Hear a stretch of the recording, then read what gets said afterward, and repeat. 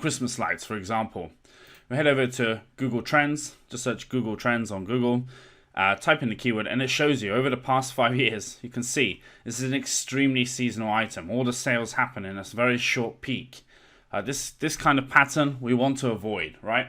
Next, so you've got this cargo bag, which holds products like skis or when you're traveling or going on a hiking trip. So to me, more likely this kind of thing is going to be used all year round, basically because, you know, I might use this for skiing, Christmas travel, I might use this for a summer holiday, I might use this for an autumn getaway to go hiking.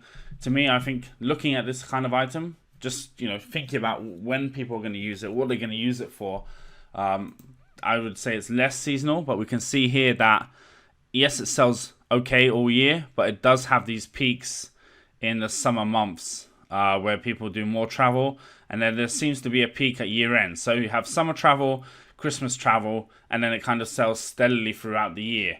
And you can see that pattern here is growing. It tends to, from about spring, it tends to grow right up to the summer months, drop back down, and then back up. So if I was selling this item, I would expect that the majority of my sales, 2/3 of my sales, will come towards the end of the year.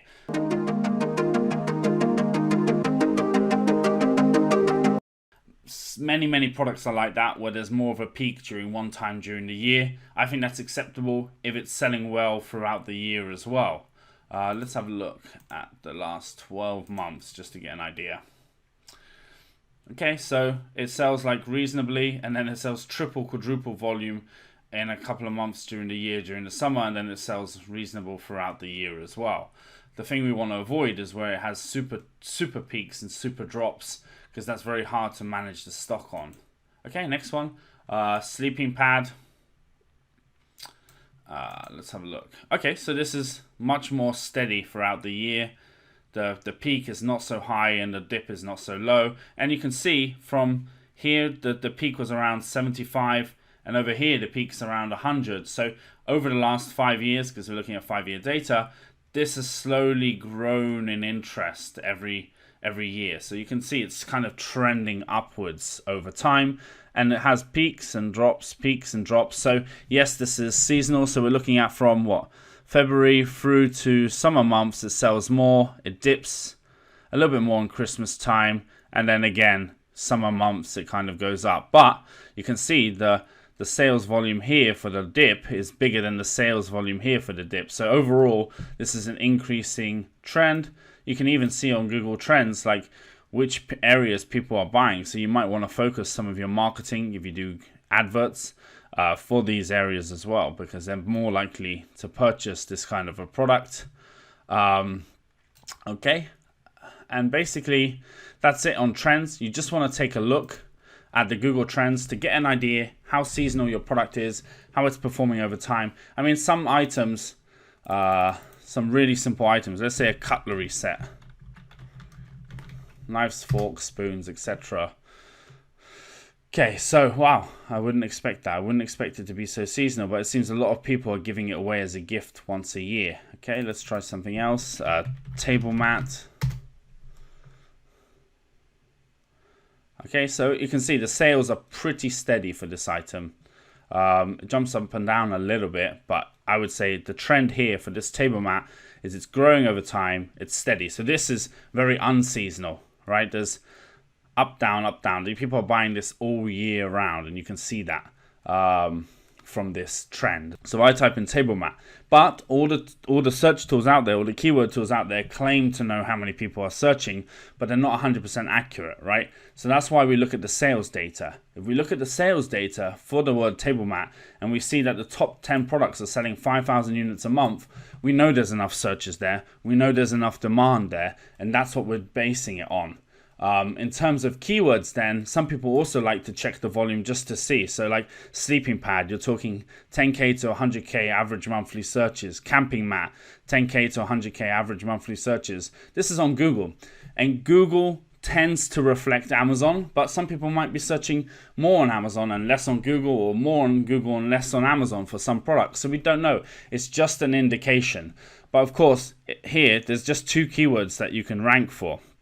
It does make it more complicated to do this kind of an item. Whereas if I, let me think, wallet,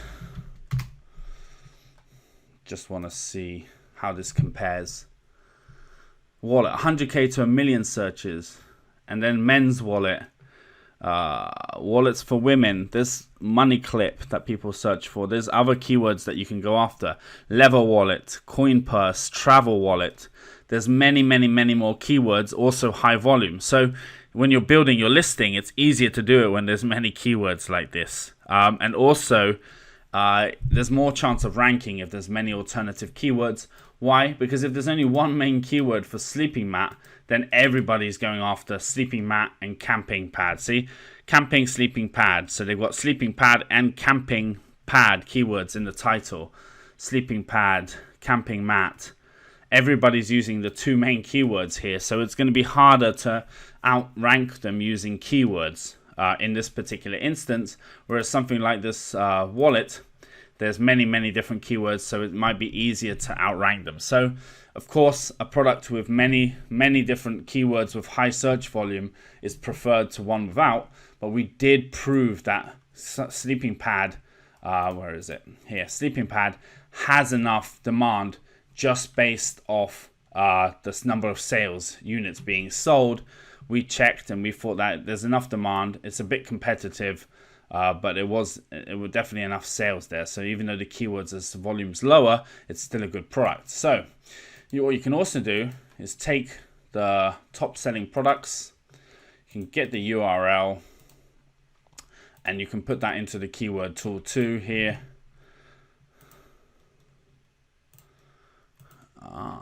Sleeping mat. All right, let's start with a website. Okay, yeah. Use only this page. Let's see what Google comes up with. Okay, so you can, oh wow, okay, sleeping pad, sleeping mat, camping mattress, camping pad, camping sleeping pad, foam sleeping pad, best sleeping pad, inflatable sleeping bag, camping bed. So it has come back with a lot more when we search like this. So I do this, and I recommend you do it as well, is put competitors' products URLs into Google, and you can pull out all of this info, all of their keywords that they're using, and Google's suggestions. So actually, this product does have a lot of other keywords that you can use.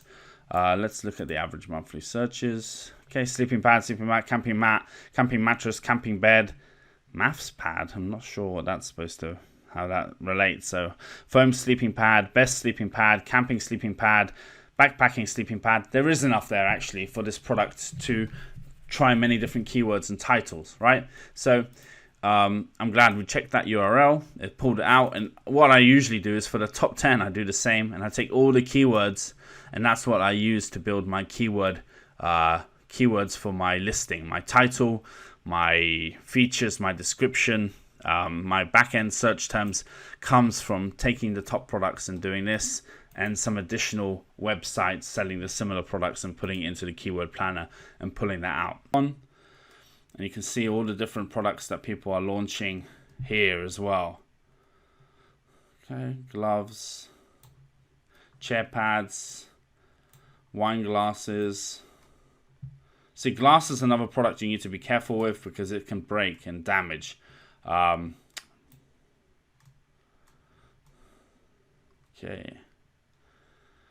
Right, so then you can search by categories, and you can search. If you're thinking of doing an item, let's say we were thinking of doing the sleeping mat.